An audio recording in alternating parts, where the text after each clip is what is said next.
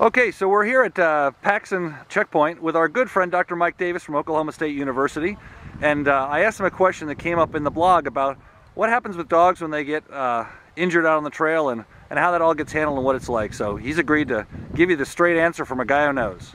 Well, when the dogs get injured, first of all, it doesn't have to be much of an injury. You've got 12 dogs in a team and one of them's not pulling.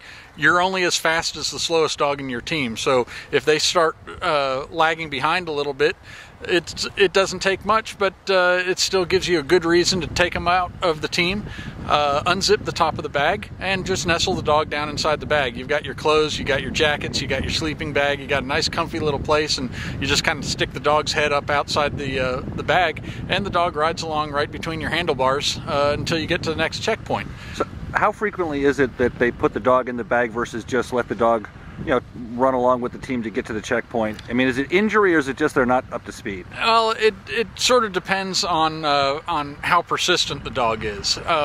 Dogs will take a few minutes off running along down the trail where they just decide, I'm not going to really pull that hard. I'm gonna keep up with the rest of my guys, but I'm not going to pull. And the musher can see that. They can see that the tug line is maybe a little slack, and you just kind of keep an eye on it.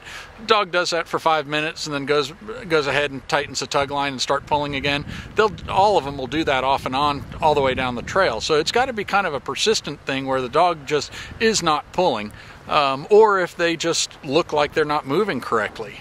Either one, it's not very often. I guess maybe once in an entire race you might think about putting a dog in a bag, but a lot of these folks will go many races without ever having to put a dog in the bag. The dogs don't get injured or don't tire or don't fatigue badly enough to really stick out as you run down the trail.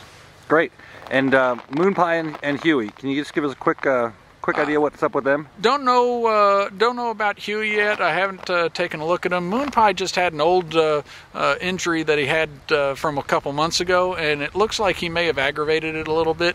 It's a dog that probably could have had it worked out. If this was, say, coming into a 24-hour rest at Iditarod, you'd just go ahead and leave him in the team, wrap it up, and you could get him over it, and he could probably still go on down the trail. But in this particular race where every minute matters and you don't have those long rests, you might as well just take him out, put him in the truck, and we can rehab him, and he'll probably still show up in Anchorage the first weekend of March. That's great, Mike. Thank you very much. I appreciate it. Yep.